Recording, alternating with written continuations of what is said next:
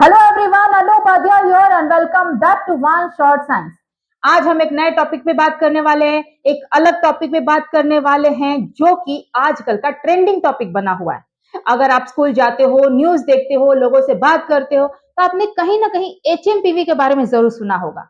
आपको पता होगा कि ये जो वायरस है पहले तो चाइना में फैला, वहां बहुत सारे लोग इससे इन्फेक्टेड हुए, वहां की हॉस्पिटलों में भीड़ होने लगी, लाइनें लगने लगी और वहां के लोगों को परेशान करने के बाद अब ये वायरस इंडिया में भी आ चुका है। इंडिया में भी इसके कुछ केसेस सामने आ रहे हैं। लोग यहां भी डरे हुए हैं क्योंकि आज से 5 साल पहले यानी कि जनवरी 2020 में पहला कोरोना वायरस का केस इंडिया में आया था।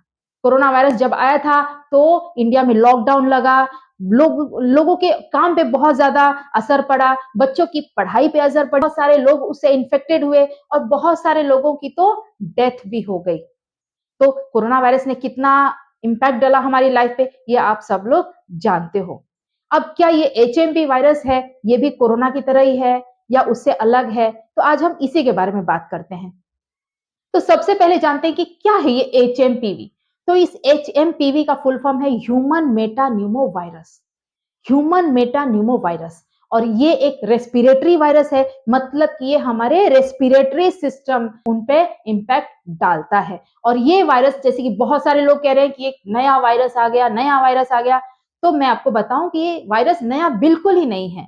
ये वायरस 2001 में नीदरलैंड में फैला था और 2001 में ही इसकी डिस्कवरी हो चुकी है।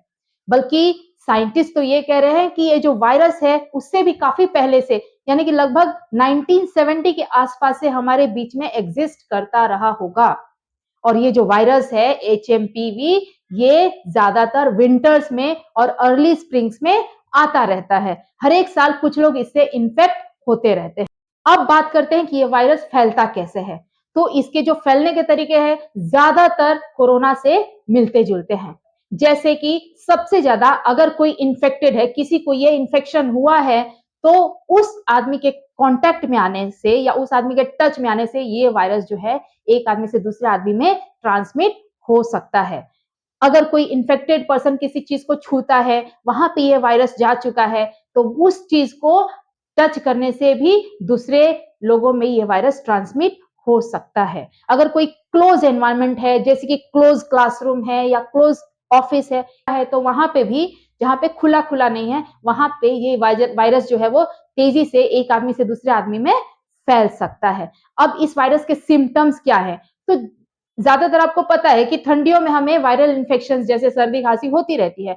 तो ये जो एचएमपीवी के जो सिम्टम्स है वो भी काफी हद तक हमारे नॉर्मल जो फ्लू के सिम्टम्स होते हैं, नॉर्मल वायरल फ्लू जैसे ही है, जैसे कि सर्दी, खांसी, बुखार, रनिंग नोज, हेडेक, है ना, डिफिकल्टी इन ब्रीदिंग, ये सारे सिम्टम्स इसके हैं।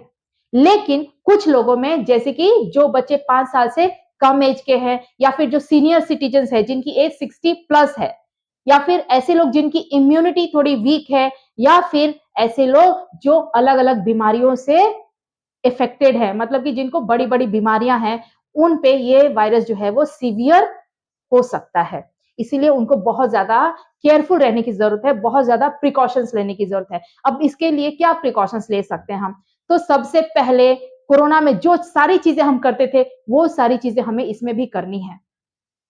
जैसे कि मास्क पहनना, है ना, कोविड में हम हमेशा मास्क पहन के रहते थे, तो अब हमें थोड़ा मास्क पहनना पड़ेगा, बार बार अपने हाथों को धोना पड़ेगा। अगर हम हाथ नहीं धो पा रहे हैं तो हमें सैनिटाइजर यूज करना पड़ेगा। अगर हमने हाथ नहीं धोया है तो हमें अपने आंख, मुंह और नाक, 3 चीजों को टच नहीं करना है, अवॉइड करना है कि हम उन्हें टच करें। सोशल डिस्टेंसिंग रखनी है, मतलब बहुत ज्यादा भीड़ भाड़ में अभी हमें थोड़े दिनों के लिए नहीं जाना है ना। सबसे ज्यादा जरूरी बात कि हमें बीमार लोगों के कांटेक्ट में नहीं आना है। अगर कोई बीमार है तो उसे थोड़ा सा दूरी बना के रखना है कुछ दिनों के लिए, जब तक कि वो रिकवर ना हो जाए। ठीक है। अब बात करते हैं कि क्या ये वायरस कोरोना जितना खतरनाक है?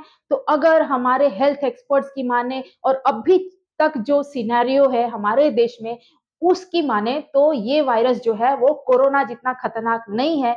लेकिन लेकिन इसकी अभी तक कोई प्रॉपर ट्रीटमेंट नहीं है, इसकी कोई वैक्सीन अवेलेबल नहीं है, इसलिए हमें बहुत ज़्यादा प्रिकॉशंस लेने की ज़रूरत है। खासकर बच्चों को, क्योंकि उनके एग्ज़ाम्स नज़दीक आ रहे हैं ना, आप इस वक़्त बीमार पड़ने की सोच भी नहीं सकते हो, क्योंकि आप अगर बीमार पड़ते हो तो आपके पढ़ाई पे बहुत ज़्यादा उसका असर पड़ेगा। इसलिए आपको बहुत ज़्यादा सतर्क रहना है, आपके इसके सारे जो प्रिकॉशंस हैं वो फॉलो करना है। इसके अलावा आपको पानी ज़्यादा पीना है, आपको ग्रीन लीफी वेजिटेबल्स और फ्रूट्स और ऐसे चीज़ जिनसे इम्यूनिटी बढ़ती है, वो सारी चीज़ें खानी है ताकि आप इस वायरस से बच सको।